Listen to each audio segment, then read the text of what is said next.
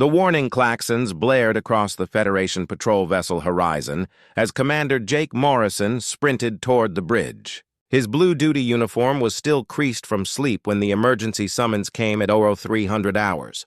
The bridge crew remained at their posts with tense expressions as the main display revealed a cluster of unidentified signals emerging from the outer rim. "Report!" Jake ordered while lowering himself into the command chair. Lieutenant Ben Parker glanced up from his sensor console. "Sir, multiple ships inbound from Sector 7.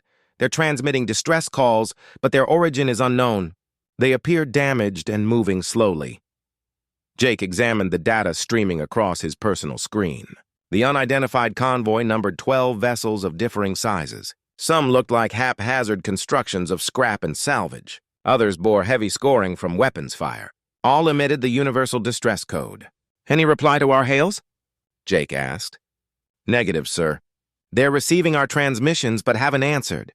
"Wait, something now." The main display flickered, revealing a cramped bridge interior. A woman with cropped brown hair and weary eyes appeared on screen. Her clothing was functional and worn, and behind her, other figures moved with urgent focus. "This is Captain Lisa Hayes of the Earth Evacuation Fleet," the woman said. "We request emergency sanctuary and medical aid. Our people are dying, and our vessels are failing." Jake leaned forward. "Captain Hayes, this is Commander Morrison of the Federation ship Horizon. Earth is not in our stellar records. Where is your system?" Lisa's face tightened in confusion. "Earth is our homeworld in the Sol system. We traveled months to reach this region. Our planet is gone. We are all that remains. How many survivors?" Jake asked. "Roughly 50,000 across all vessels. We have wounded and sick who need immediate care. Our food is nearly exhausted and several ships have catastrophic failures." Jake made a swift decision. "Captain Hayes, you're authorized to dock with our station. We'll assist while contacting Federation Command." "Thank you, Commander." "You don't know what this means," Lisa said as the transmission cut. Jake instantly ordered his communications officer to dispatch a priority alert to Admiral Carl Johnson at Federation headquarters. This was far beyond his authority. Within hours, 3 Federation ships arrived to support the refugee emergency. The humans were ferried to Kepler Station for medical treatment and food. From the observation deck, Jake watched the survivors disembark. They appeared human enough by galactic standards, but there was something different. They moved with a poised vigilance that reminded him of predators, not prey. Even their children scanned the environment with sharp eyes. Exhausted and malnourished adults still carried themselves like soldiers. Dr. Helen Foster arrived on the next transport to begin the standard refugee evaluation. She was the Federation's foremost expert on integrating new species and had overseen dozens of such operations. Jake accompanied her to the first meeting with the human delegation. The conference room felt taut as 5 humans faced the Federation officials. Captain Hayes attended with a man introduced as Captain Pete Collins, an engineer named Amy Watson, and 2 others representing civilians. "Let me start by expressing our gratitude," Lisa said. "We had nearly lost hope of finding anyone." Dr. Foster activated her datapad and began standard questioning. "Tell us about your homeworld and what happened." Pete Collins answered first. "Earth was beautiful, but it tried to kill us daily. Volcanoes, earthquakes, hurricanes, tornadoes, blizzards, floods, droughts, plagues wiping out entire cities." "That sounds severe," Dr. Foster said. "How did your species endure?" Amy Watson gave a grim smile. "By getting very good at fighting back. Earth taught us survival meant being stronger than whatever tried to kill you. Every generation faced something meant to end us, but we adapted and endured." Dr. Foster jotted notes, her concern growing. No known species had evolved under such extremes. That humans had not just survived but prospered hinted at extraordinary traits. "What exactly destroyed your world?" she asked. The humans traded glances before Lisa replied. "Something from space. It had watched us a very long time. When it struck, we fought as hard as we could. But there were too many, too powerful." "Did they pursue you?" Dr. Foster asked. "We hope not," Pete said quietly. "But we're not sure. They wanted every human dead." Jake noticed the humans never lost vigilance even while speaking. Their eyes roved constantly, and they positioned themselves with clear sight lines to exits. These were not the habits of a peaceful refugee people. Admiral Johnson arrived the next day to personally evaluate the case. A veteran of 3 major wars, he had handled refugee crises throughout the galaxy. After reviewing Dr. Foster's preliminary findings, he convened a private session with senior staff. "These humans trouble me," he said flatly. "Their physical potential is far beyond normal limits. Bone density nearly triple the average, muscle fiber composition unlike anything on record, and stress responses allowing them to function in conditions lethal to most species." Dr. Foster inclined her head. "They also exhibit traits consistent with evolution geared toward conflict. Their reflexes, pattern analysis, and tactical instincts indicate a species forged by countless generations of survival through combat." "Do they pose a danger to us?" Jake asked. "Unclear," the Admiral admitted. "Thus far they are cooperative and grateful, but we cannot predict their response if threatened. I recommend extreme caution until we understand more." "Admiral," Ben Parker interjected from communications, "long-range sensors detect multiple massive contacts entering the system and heading this way." The Admiral crossed to the sensor display and examined the data. "How many?" "3, sir. Each one larger than our heaviest battleships. And none are broadcasting identification codes." A chill ran through Jake as he tracked the ominous shapes. Could these be the ones that annihilated Earth? Before speculation could continue, Captain Hayes's voice cut sharply over the comm from the refugee quarters. Fear and fury colored her words. "Commander Morrison, those signatures belong to the monsters who destroyed our home. They have found us. They will not stop until humanity is erased. Evacuate immediately. When they arrive, this station and everyone aboard will be obliterated." The bridge fell into heavy silence as the reality struck. The Federation had welcomed hunted refugees. Now the hunters were closing in, entities powerful enough to erase entire worlds. Admiral Johnson wasted no time. "Battle stations!" Alarms echoed as the 3 colossal ships advanced. Federation vessels repositioned defensively around Kepler Station, while non-essential crews began evacuation procedures. Jake watched the readouts, unease rising as the enemy ships advanced at impossible velocity. "Sir, detailed scans incoming," Ben Parker reported. "They appear organic. Their hulls aren't metal or alloy, but something resembling living tissue." Dr. Foster leaned over her console, eyes wide. "Impossible. The readings show both biological and technological markers. These aren't constructed, they were grown." Captain Hayes strode onto the bridge with Pete Collins and Amy Watson at her side, faces set grimly. She pointed at the largest contact. "That's a Harvester-class bioship. The smaller signatures are Seekers. They hunt down survivors of feeding operations." "Feeding operations?" Johnson demanded. Pete's voice carried restrained rage. "They consume entire civilizations. Populations aren't just slaughtered. They're harvested for biomass to create more ships and weapons. Earth was next in line." Amy slid to the engineering console, scanning defensive readouts. "Your weapons and shields won't stop them. Their armor adapts to energy fire, and they regenerate faster than you can inflict damage." "Then how do we fight them?" Jake asked. "You don't," Lisa said flatly. "You run! Evacuate your people while you still can. We'll try to draw them away." Johnson shook his head firmly. "The Federation does not abandon those who ask for aid. Our fleet will stand and protect both your people and ours." "You don't understand!" Pete pressed urgently. "These things perfected extermination over millions of years. They've consumed hundreds of civilizations. Your fleet isn't built to face them." His words were drowned out as proximity alarms screamed. The bioships had arrived, sliding into attack formation. Jake stared in horrified awe as the vessels pulsed like titanic organisms. Black tendrils writhed from their hulls, and weapon nodes opened like gaping maws, bristling with organic cannons. "All units, this is Admiral Johnson," the order rang. "Engage hostiles with maximum firepower. Defend the station and civilian ships at all costs." Plasma torpedoes and particle beams tore through space in synchronized volleys. Impacts splashed harmlessly against rippling organic hides, absorbed rather than damaging. The bioships countered with weapons beyond comprehension, streams of corrosive fluid that melted armor within seconds, energy lances that drained ships' power systems, and worst of all, Parasitic organisms launched as projectiles that latched on and burrowed into hulls. Within minutes, 2 Federation destroyers now drifted lifeless in space, their crews either dead or forced to abandon ship. A third vessel, critically damaged, limped away from the battlefield. The bioships, however, showed little more than superficial wounds, despite the relentless barrage poured into them. "This is pointless," Jake muttered as he watched another Federation cruiser erupt in flame. "We have to evacuate the station before everything is lost." Lisa Hayes stepped to the communications console.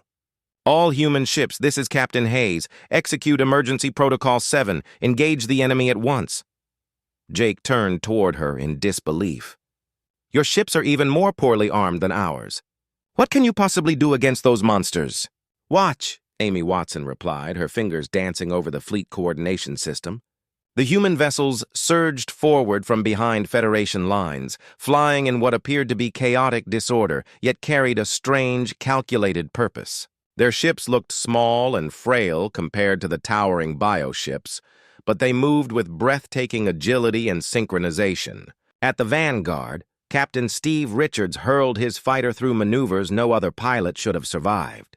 He dove straight toward the largest bioship, enduring crushing gravitational forces that would have killed most species. At the final instant, he veered aside from incoming fire and unleashed a spread of improvised weaponry. By Federation standards, the weapons were crude, but they were different. Instead of sheer force, they struck precise vulnerabilities. In their desperate war for Earth, humanity had learned exactly where these creatures could bleed. Engineer Watson coordinated strike patterns across the fleet, directing rapid-fire attacks that hammered the enemy from multiple vectors. Each hit struck a different point, but together they inflicted cumulative damage. Black ichor leaked from ruptured wounds in the living hulls. Struggling to adapt, the largest bioship shifted its focus from Federation defenders to the audacious human flotilla. Its weapons spat concentrated blasts of annihilating energy, yet the human pilots slipped clear each time, as if anticipating the attacks a heartbeat before they came. "How are they doing that?"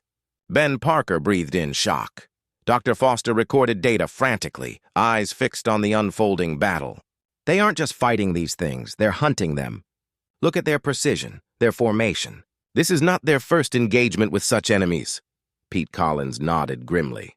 3 years we fought them in Earth's last war. We studied their patterns, discovered their weaknesses, and most of all, we learned how to make them hurt. They may be strong, but they are not untouchable." The momentum began to shift. More human ships joined the coordinated assault, weaving together a strategy that treated the bioships as predators, not machines. They struck sensory nodes, disrupted nervous systems, and tore at the biological structures that powered the Leviathans. One of the smaller enemy vessels faltered, its movements erratic, its aim degrading. The human squadron pressed in mercilessly, concentrating fire until the wounded ship began to tear itself apart from internal collapse. Admiral Johnson watched in stunned silence as the so-called refugees, who hours earlier had seemed desperate and broken, unleashed combat skills surpassing his finest crews. "Captain Hayes, how is this possible? Your people came fleeing a dead world with damaged ships and scarce resources." Lisa's reply carried pride tempered by sorrow. "Admiral, when something spends millions of years trying to kill your species, you either fight back or perish. Earth taught us survival.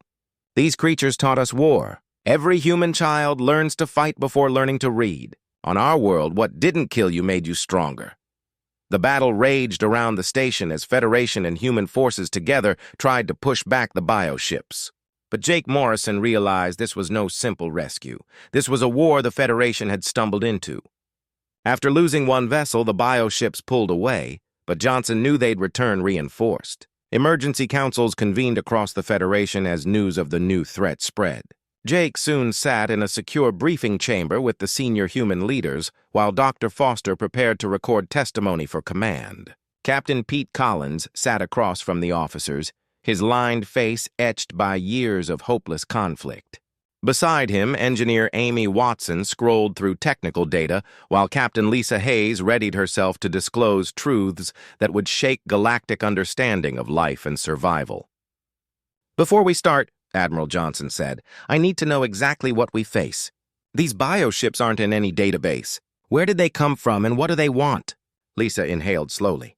They call themselves the Devourers, though their true name we never learned.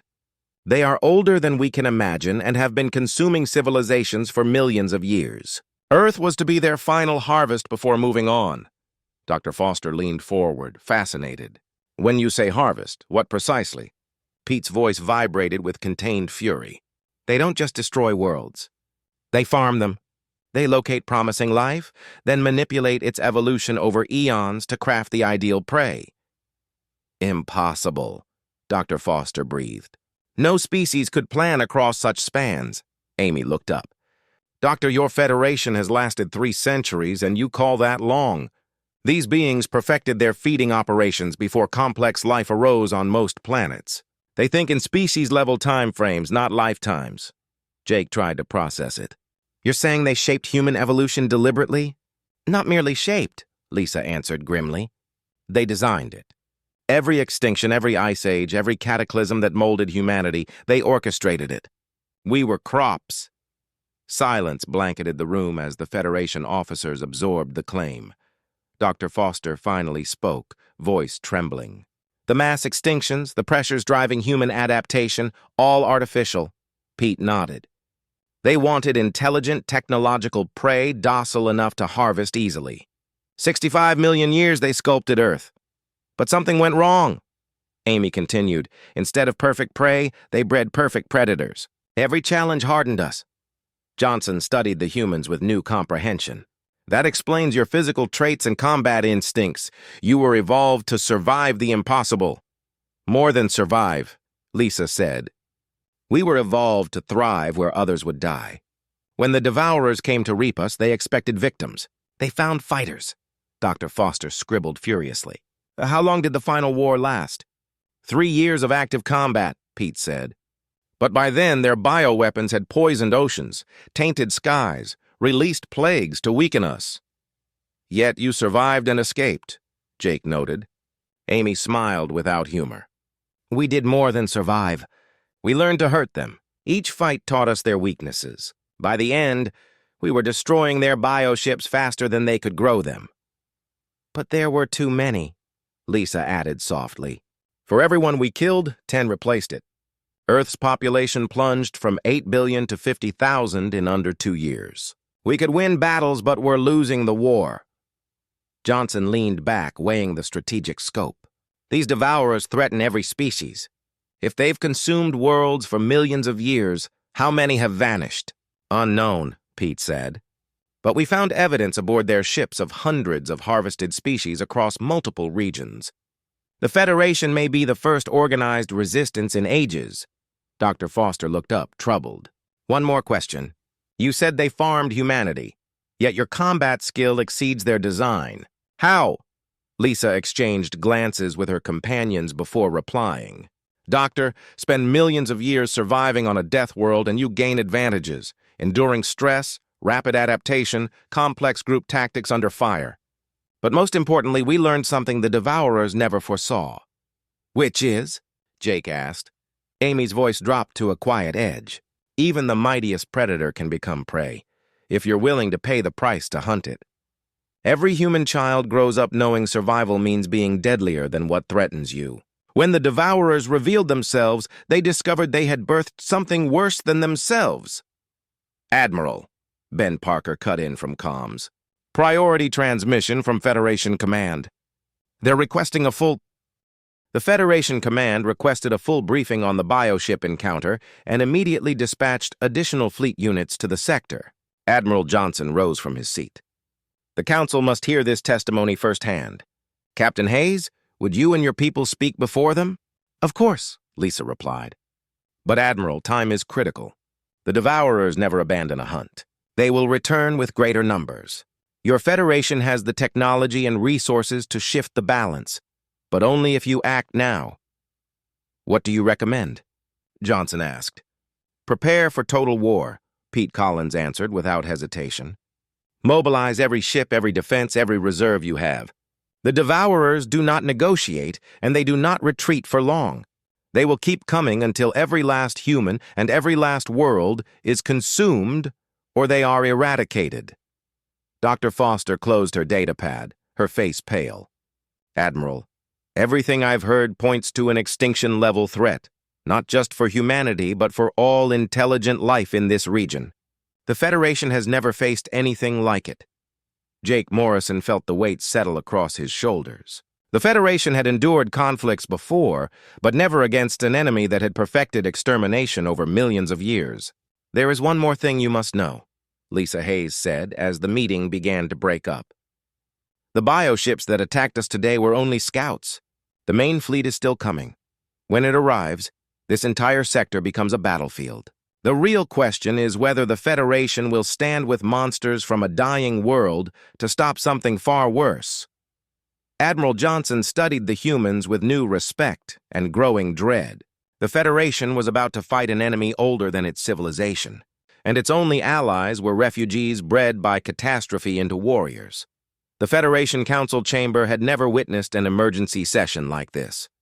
Representatives from 12 species gathered to hear testimony about a threat capable of ending all intelligent life in their region. Jake Morrison stood beside Admiral Johnson as Captain Hayes addressed the delegates. "Honorable Council members," she began, "my people stand before you not as refugees begging for aid, but as warriors offering alliance against an enemy that has already destroyed countless civilizations. The Devourers are coming whether you choose to fight or not. The only question is whether you'll face them alone or with those who know how to strike back." Councilor Greg Turner of the Altarian Republic spoke first. "Captain Hayes, while we sympathize, the Federation cannot enter a war on the testimony of refugees.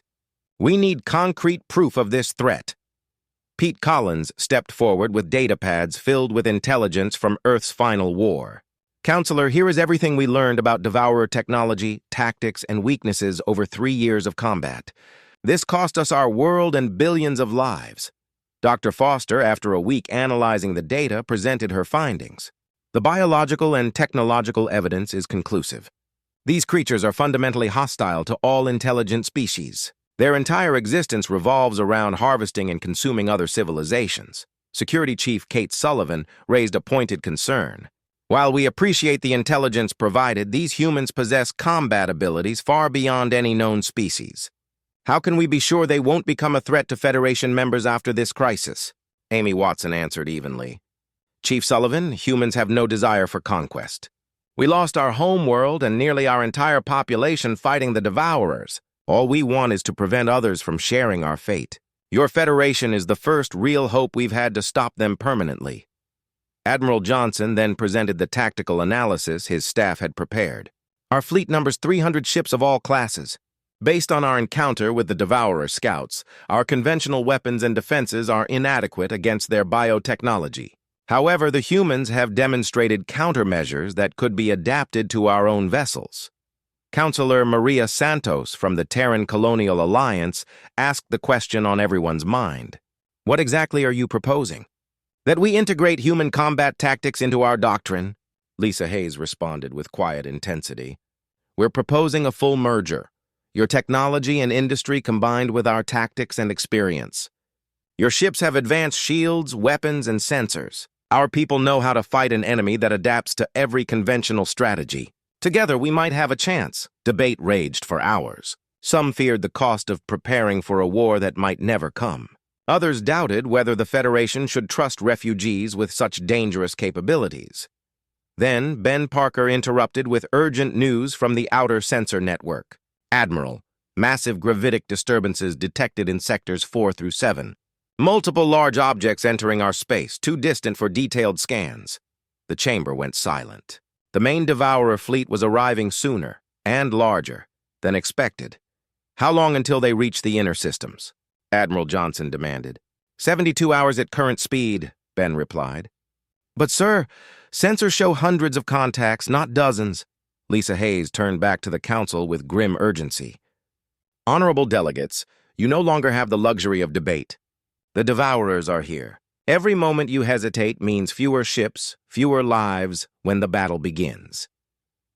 Councilor Turner called for an immediate vote on emergency war powers and alliance with the human survivors. The measure passed by a narrow margin. Within hours, Federation shipyards across 12 systems began emergency retrofits to install human design modifications on every available vessel. Captain Steve Richards worked with Federation engineers to upgrade fighters with improved maneuvering systems and weapons specifically tuned for anti-bioship combat. His experience above Earth was invaluable as he taught Federation pilots tactics that defied everything they'd learned. "Forget formation flying, forget energy conservation," he told a group of veterans. "Your survival depends on unpredictability and accepting damage levels you'd normally consider catastrophic. These things learn from every encounter. You must be willing to do what seems insane." Amy Watson collaborated with Federation scientists to develop weapons that could disrupt devourer biology. Her deep knowledge of their weaknesses combined with Federation industry produced hybrid technologies neither could have built alone. "They're not machines," she explained to the teams. "They're living weapons that heal, adapt, and evolve. You must strike their biological systems as you would a living creature, not a starship." Meanwhile, Dr. Foster coordinated medical preparations as Federation hospitals braced for casualties from a kind of warfare they had never known. The humans provided extensive data on devourer bioweapons and the horrific injuries they inflicted. "Their weapons are designed for maximum suffering," she warned, "not clean." "Death," Dr. Foster warned the medical teams. "Their weapons use biological agents that transform living tissue into raw material for their ships. Standard protocols won't save anyone." Admiral Johnson established a joint command structure linking Federation and human forces. Though still refugees, the humans were given major authority because of their unique experience against the Devourers. "This alliance breaks every Federation doctrine," the Admiral admitted to his staff. "But doctrine was written for conventional foes. What we face now demands knowledge bought with blood." Pete Collins worked with intelligence officers to predict enemy tactics. His analysis was blunt. "They'll strike population centers first. They want panic. Frightened enemies are easier to harvest than organized ones." Jake Morrison was named liaison between the human advisors and fleet commanders. The weight of the assignment pressed heavily on him. Choices made now could decide whether entire civilizations lived or died. Reviewing final battle plans, Lisa Hayes cautioned, "Your people will soon learn what we already did. When you fight monsters, you risk becoming one. The question is whether you can stay civilized while doing what survival demands." The Federation fleet moved into position as sensors revealed the approaching Devourer Armada, hundreds of bioships spreading across multiple systems in a carefully orchestrated invasion. Yet for the first time, the Devourers faced defenders who knew their weaknesses and had the technology to exploit them. At the edge of Proxima, the largest fleet ever assembled waited in battle formations. Admiral Johnson commanded from the flagship, but doubt gnawed at him as he watched the swarming armada appear from hyperspace like a nightmare of living flesh and fire. Lisa Hayes stood beside him as the enemy closed in. "Remember the plan," she ordered fleet-wide. "Do not engage the giants directly until their coordination nets are broken. Hit the small ones first, force them to scatter." Jake Morrison coordinated the opening salvos. Hybrid weapons struck with deadly precision, breaching the bioship's armor, but the enemy adapted quickly. Steve Richards led his fighters in furious, suicidal runs. "Pattern Delta 7, he commanded. "Target sensory nodes. Blind them before they shift to new vectors." The war spread across entire systems. Federation vessels delivered raw firepower and defensive screens, while human ships exploited critical vulnerabilities with surgical strikes. Amy Watson worked nonstop in engineering, racing to modify weapon frequencies before the enemy could adapt. "They're learning to counter our fields," she warned. "We must switch to the backup plan before immunity sets in." In the medical bay, Dr. Foster battled horrors beyond imagining as wounded crews arrived. Devourer bioweapons turned the injured into resources for enemy repair. "Every casualty strengthens them," she reported grimly. "Unless we stop the conversion, we lose twice, the fighter and their body." Ben Parker tracked the battle's progression. "Admiral, 18 ships lost already. Enemy losses, negligible. We're slowing them, not stopping them." Pete Collins studied the tactical display with a veteran's cold eyes. He had waited for this moment, to reveal humanity's final weapon. But it demanded a price few would pay. "Admiral," he said quietly, "there is one option left. At Earth, we discovered a method to permanently disrupt their biotechnology. But the cost is catastrophic. What kind of cost?" Johnson asked. "A controlled quantum cascade," Pete explained, "triggered only by the destruction of a star. The release cripples devourer biology across an entire system, but everything in the blast radius dies." Lisa confirmed the terrible calculation. "Detonate Proxima and every bioship here is destroyed. But so are the human survivors, most of the fleet and several inhabited planets." The bridge fell silent. Victory was possible, but at a cost nearly equal to defeat. "There has to be another way," Jake pleaded. "We can't sacrifice billions." Amy Watson looked up suddenly. "Maybe we don't have to.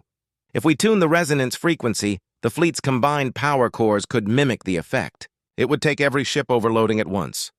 "Evacuation?" Johnson pressed. "Crews would have minutes," the Admiral's staff calculated. "Not all crews," Lisa corrected grimly. "Someone must remain to synchronize the resonance. It's a suicide mission, but only for a few, not for billions." Preparations began as the battle worsened. Evacuations swept the fleet while engineers armed reactors for overload. Steve Richards volunteered to lead the final team. His fighter was already crippled, his squadron nearly gone. "This is why we trained," he told his pilots. "Earth is ashes, but we can make sure no other world follows. Hold them off while the cascade builds." Dr. Foster boarded with refugees and wounded, but not before ensuring every record was preserved, proof of what was sacrificed. Jake Morrison took command of an evacuation ship, watching from its deck as the fleet prepared to burn itself out. Then it began. Dozens of cores detonated in unison, unleashing a wave of energy that raced outward at light speed. Frequencies ripped through the armada. Bioships that once seemed immortal collapsed in seconds, their organic systems unable to adapt. In minutes, the Devourer fleet was dead, drifting husks in a silent void. The cost was crushing. 37 Federation ships and most of the human survivors perished in the cascade. The crews who remained behind vanished instantly in fire. In the aftermath, the galaxy mourned its dead and honored its saviors. Surviving humans were granted full Federation citizenship, their hard-won knowledge forming the foundation of new doctrines to guard against extinction threats. A memorial was built at Proxima bearing every fallen name. Its inscription read, "They faced monsters and became heroes, so others might live free." Lisa Hayes later took a seat on the Federation Council itself, ensuring Earth's sacrifice was never forgotten. The galaxy had learned its lesson, that the only way to defeat monsters was to become dangerous enough to hunt them. The war was over. Humanity's place among the stars was secured, not as refugees, not as conquerors, but as guardians forged by catastrophe, sworn to survival in a universe filled with predators.